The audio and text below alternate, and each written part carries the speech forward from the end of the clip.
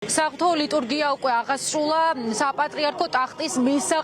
მოსაყდრე შიო მუჯირმა აქ არიან სინოდის წევრებიც სულ ცოტა ხანში დაიწყება პატრიარქის სულის მოსახსენიებელი პანაშვიდი და ასევე ცოტა ხნის წინ მოვისმინეთ საგალობელი დავიღალე მოდი ჩემთან უფალო ჩვენ გვახსოვს პატრიარქის ემოციები ამ საგალობელთან დაკავშირებით სულ ცოტა ხნის წინ კი სიონის საპატრიარქო ტაძარში გამოჩნდნენ ქართული ოცნების წარმომადგენლები ახლა ტაძრის შიდა პერიმეტრზე არიან ირაკლი კობახიძე, მიხეილ ყაველაშვილი, შალვა პაპუაშვილი, მინისტრთა კაბინეტის წევრები, აქ ძალიან ბევრი ადამიანი მოვიდა დილიდან, მოქალაქეები, მორწმუნეები ამბობენ, რომ ეს ტაძარი განსაკუთრებით მნიშვნელოვანი მათთვის, მას შემდეგ გახდა, როდესაც მან მიიბარა ილია მეორე კათოლიკოს პატრიარქი. ახლა ყველას ყურადღება არის სინოდის წევრებისაკენ მიპყრობილი და მიმართული. სინოდის ისტორიულ სხდომამდე ძალიან მნიშვნელოვანია თუ როგორი იქნება წევრების განცხადებები და კომენტარები. ჩვენ ვეცდებით სასულიერო პირებთან ამ სასულიერო და რელიგიური რიტუალების დასრულების შემდეგ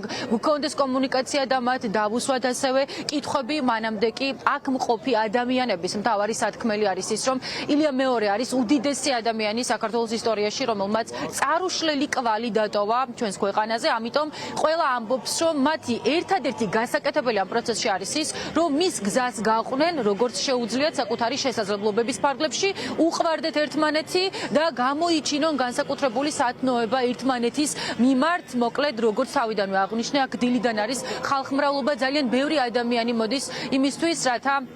პატრიარქს მიაგოს პატივი მისი გარდაცვალებიდან 40 დღის თავზე მე 15 დეკემბერსაც ვიყავ პატრიარქთან ბოლოს მახსოვს მახსოვს მაშინაც აი როგორ მოგეფერა თავზე ხელი როგორ გადაგესა და როგორ გეფერებოდა ხელი მე ბედნიერი კაცი ვარ რომ ბოლოს პატრიარქთან კიდე მომეწე შეხვდა პატრიარქმა იმ სიმაღლეზე ასია თამასა რომ ძალიან რთულია და ძალიან საჭირო მაგრამ მაინც არ უნდა იმიტომ პატრიარქმა იცის რაც უნდა გააკეთოს იცის რაც უნდა გააკეთებინა და პატრიარქმა დაგანახა რა შეუძლია როდესაც სოფლის გზით მიდიხარ. თავისი 48-59 წლიანი საპატრიარქო მოღვაწეობის მანძილზე ილია მეორემ შეძლო და საქართველოს ეკლესია აიყვანა იმ სიმაღლემდე, რომელიც ალბათ საქართველოს ოქროს ხანის შემდგომ არ ქონია საქართველოს ადგილობრივ მართლმადიდებელ ეკლესიას. კათოლიკოს პატრიარქ ილიას როგორც მიწიერი ცხოვრების ჟამს ვჯერა რომ იმ ქვეყნად ყოფნის დროსაც ღვთის მიმართ ექნება ის სასწოება, ის ლოცვა, რომელიც წაადგება საქართველოს და ქართველ ერს. გადაწყდა სრულიად ახალგაზრდა, სრულიად 18-19 წლის ის რომ პატრიარქის საჭეთ მპყრობელი გახდა და მიუხედავად ჯამთასვლისა დღესაც არ დაუკარგავს წყენვალება არც ადამიანური თვალსაზრისით, არც სასულიერო სფეროში მოღვაწეობის თვალსაზრისით.